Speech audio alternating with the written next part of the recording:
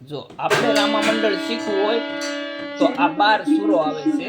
12 સુરની અંદર આખું રામા મંડળ આવી જાય છે. તો 1 2 3 4 ને 5 આ 5 કાળી હોય છે અને 7 સફેદ હોય છે. તો 1 2 3 4 5 6 ને 7 સાતે 7 સફેદ કહેવાય. તો આને પહેલી સફેદ કહેવાય, બીજી, ત્રીજી, ચોથી, 5 6 ને 7 સફેદ હોય.